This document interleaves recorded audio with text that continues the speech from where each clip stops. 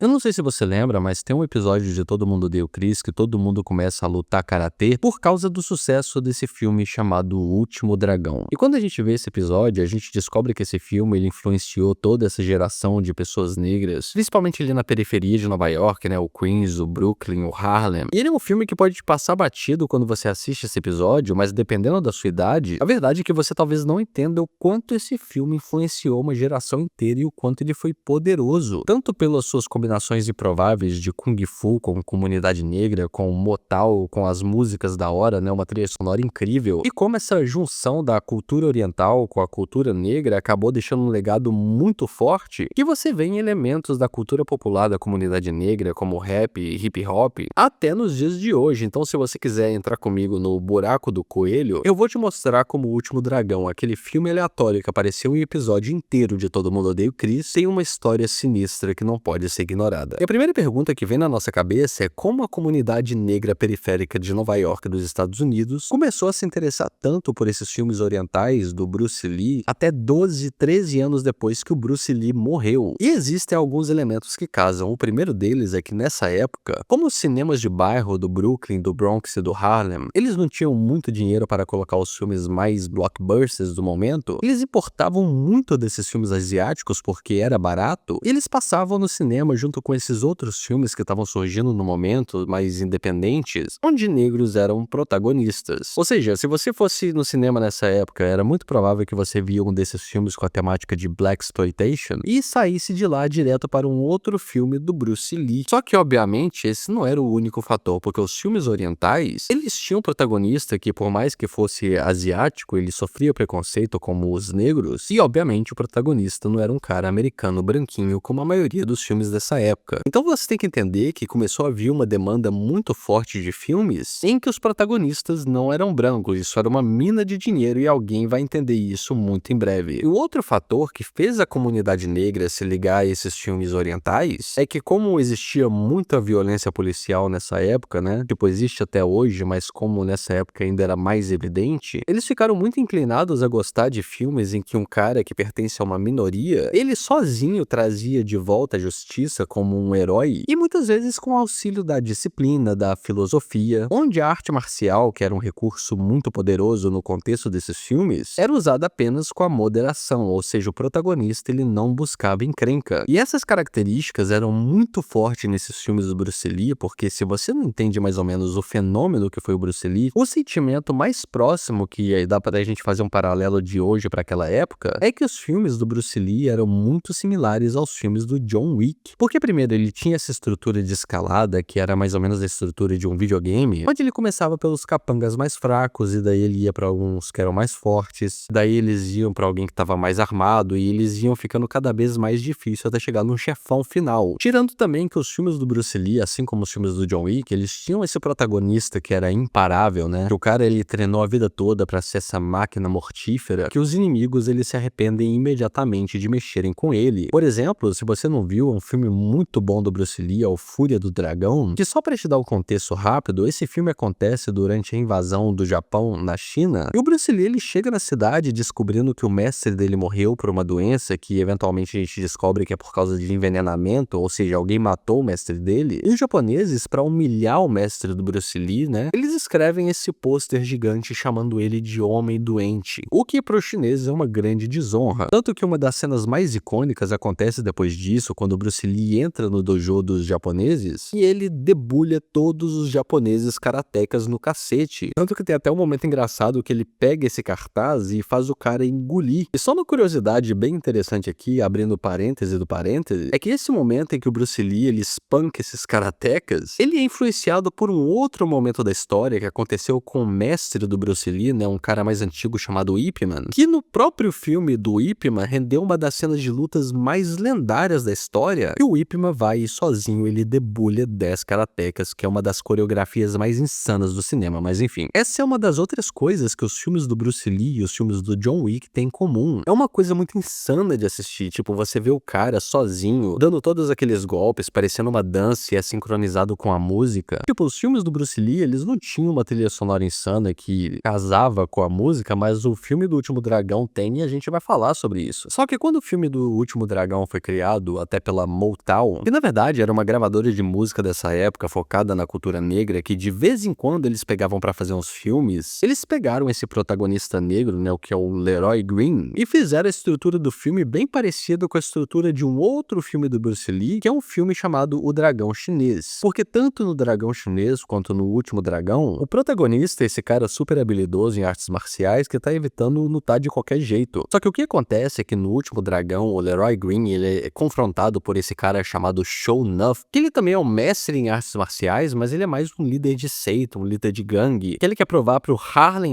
inteiro que ele é o cara mais foda do Kung Fu, e pra isso ele quer porque quer lutar com o Leroy Green, e o Leroy não quer lutar com ele, porque o Leroy tem na cabeça dele essa filosofia de que a luta não deve ser pra causar encrenca, mas apenas pra se defender. Só que o problema é que durante o filme do Último Dragão, o Show Nuff, ele fica tão irritado com a recusa do Leroy Green de lutar com ele, que ele começa a assediar todo mundo em volta do Leroy, tipo, ele destrói o dojo dele, todo mundo chama o Leroy de covarde porque ele tá evitando lutar, tipo, como se ele tivesse com medo do Show Nuff. Mas aí, claro, assim como no Dragão Chinês, onde o Bruce Lee também promete pra mãe dele que ele não iria lutar, tanto o Leroy Green quanto o Bruce Lee nesses respectivos filmes, eles são obrigados a usar a arte marcial para resolver, mas como último recurso. E tirando a filosofia inteira do Último Dragão, como esse filme foi feito pela Motown, a trilha sonora dele é insana. Tipo, às vezes, sem zoeira, eu pego a playlist do filme O Último Dragão e coloco sozinho no meu ouvido, e mesmo que você não tenha visto o filme, é uma playlist insana. Só que os caras fizeram o filme de uma forma que cada música do filme se encaixa perfeitamente com a luta, com o momento, com a inspiração que passa na gente.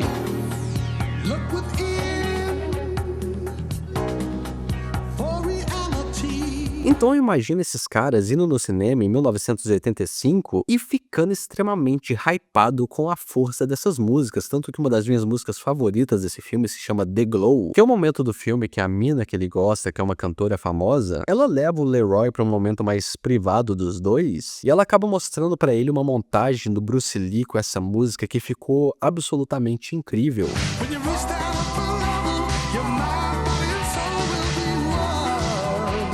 E o nome dessa música, né, o The Glow, ele é um conceito que o Leroy tá procurando o filme inteiro, que a tradução é o brilho, mas a dublagem brasileira traduziu como a aura. E essa aura no conceito de O Último Dragão é uma parada que ela, mesmo que ela seja metafórica, ela fica bem evidente no final, porque o Show Nuff, quando ele vai lutar com o Leroy no final do filme, alerta de spoiler, né, os dois eles atingem essa aura de mestre, sendo que o Show Nuff ele tem essa aura vermelha, que é uma aura meio maligna, né, que é baseada no ego dele, e o Leroy, quando ele atinge esse momento de iluminação, ele atinge essa aura dourada. E o mais interessante na estrutura desse filme, que os criadores eles captaram com muita perfeição, é uma coisa que esses filmes orientais têm, que inclusive tem até no Kung Fu Panda, é que como o filme do Último Dragão começa com o mestre do Leroy falando pra ele que ele chegou num nível máximo, que ele não consegue ensinar mais nada pra ele, porque ele pega uma flecha com a mão instintivamente, como se ele tivesse ativado um sexto sentido, e o mestre fala pra ele que ele tem que buscar esse outro mestre lendário pra que ele consiga ser o mestre máximo e ele alcance essa aura sozinho. Só que esse paralelo que tem no Último Dragão, que também tem no Kung Fu Panda, é que quando o mestre do Leroy fala pra ele procurar um cara chamado Son Do Goy, que é esse suposto mestre que ele tem que achar, o Leroy ele vai e procura tanto